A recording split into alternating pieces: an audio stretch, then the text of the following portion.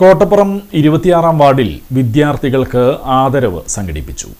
80-ാം number അംഗൻവാടിയിൽ നടന്ന ചടങ്ങിൽ SSLC +2 ഉന്നത വിജയം നേടിയ വിദ്യാർത്ഥികളെ അനുമോദിക്കുകയും തെരഞ്ഞെടുത്ത വിദ്യാർത്ഥികൾക്ക് പഠനോപകരണ വിതരണവും നടത്തി. നഗരസഭാ ചെയർപേഴ്സൺ ഹണി പീതാംബരൻ ഉദ്ഘാടനം ചെയ്തു. അവിടെ നാട്ടുകാരുടെയും അതിൽ തെരഞ്ഞെടുക്കപ്പെടുന്ന ജനപ്രതിനിധികളുടെയും കർത്തവ്യം തന്നെയാണ്. അതാണ് ഇന്നിവിടെ സാക്ഷാത്കരിക്കപ്പെട്ടത്.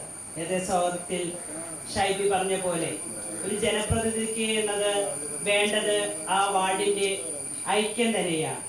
ആ ഒരു ഐക്യം നിങ്ങളുടെ വാർഡിൽ നിന്ന് ജനപ്രതിനിധിക്ക് കിട്ടുന്നു എന്ന് അറിയുന്നതിൽ വളരെ സന്തോഷമുണ്ട്. അങ്ങനെയാണ് വേണ്ടത്. കാരണം ഒരു തെരഞ്ഞെടുപ്പിൽ മാത്രമാണ് കൗൺസിലർ ഒരു സ്ഥാനാർത്ഥി എന്ന് വരുള്ളൂ. അത് കഴിഞ്ഞാൽ ആ പ്രദേശത്തിന്റെ ജനപ്രതിനിധിയായി മാറുകയാണ്.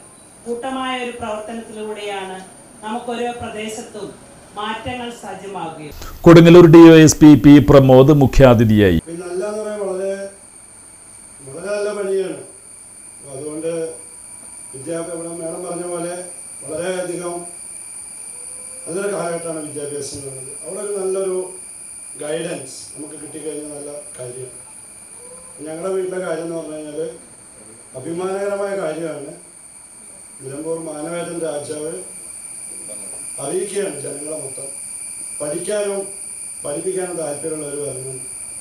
അന്ന് കോയിലത്ത് പോകും. അങ്ങനെ എൻ്റെ അമ്മയുടെ അമ്മ അവിടെ പോയി അമ്മാവനെ പഠിപ്പിക്കാൻ വേണ്ടിയുള്ള പെർമിഷൻ മേടിക്കും. അങ്ങനെ അമ്മാവൻ നിലമ്പൂരിൽ നിന്ന് നടന്നു പോവുകയാണ്.